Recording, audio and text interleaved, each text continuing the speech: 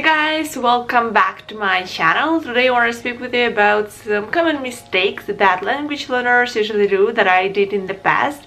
The problem is that these mistakes kept me from getting the results that I actually got after I stopped do that mistakes. So I hope that this video will help you be more confident in yourself and learn your language more effectively. So if you are really interested in, continue watching this video. Okay, and I want to start with the worst mistake that I did in the past. This is looking for the best learning system. You know, it has something to do with our psychology because I'm kind of perfectionist in studying. Yes, I have a math on my table, but let's forget about that. And you know, sometimes our expectations to the studying process are high, and you know, people are used to romanticize the process of learning, and sometimes they try to find the best way and the easiest way to learn a language. But there are two problems with that. First of all, they become frustrated because you know there are no ideal system that works the best, that allows you to learn a language in a shorter period of time. And second, they spend a lot of time for that because you know it is better to spend this time for learning the vocabulary and grammar instead of looking for the best system that is not actually exists. So just don't try to find the best system. Just think about your goals in language, create your personal plan, think about the required skills that you want to improve, and use all sources that you can find to learn a language. Because at the end of the day, your learning journey will be the iterated combination of different sources. Don't try to find the best source, use all of them. The next mistake, this is focusing on the grammar. In our Ukrainian schools, there is one popular delusion that language learning equals grammar learning. And I'm not kidding. I have been studying English since my first grade, and you know, everything that I remember, this is topics like present simple, irregular verbs, articles, so on and so forth. You know, the most mundane things in language were every single lesson. And I'm not kidding. You know, teacher came to our class, said, "Hello, how are you? Let's repeat something about the present simple." Yes, so that was pretty boring. Yes, for now I have really great teacher, but come on, I'm in 10th grade and everything that I know for now, I learned myself. So, okay, I digress from the topic. Grammar, this is an integral part of every language, and you should learn that at the beginning. You know, the basic grammar, this is important, but do not become obsessed with that, alright?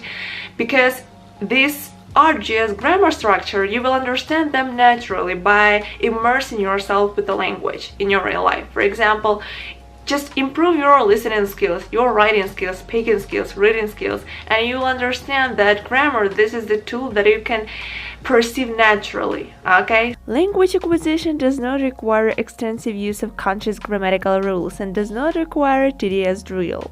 So do not spend a lot of time learning the grammar, just focus on the language. The third mistake, not enough time for speaking practice. 2 years ago, I spent the whole summer for English learning. I spent every single day to learn something new vocabulary, new grammar, and so on.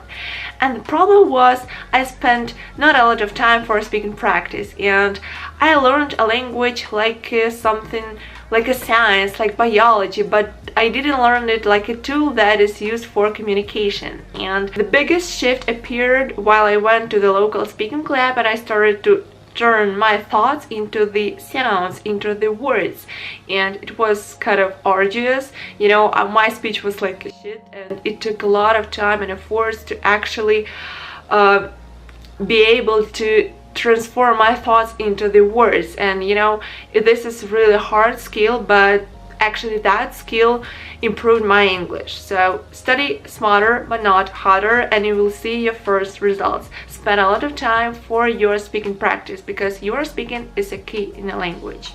Okay, the fourth mistake, this is learning a language like a science and not adopting it in the real life. You know, sometimes people try to learn a language like with a tutor twice a week, and they think, oh, what's wrong? Why I couldn't get my first results?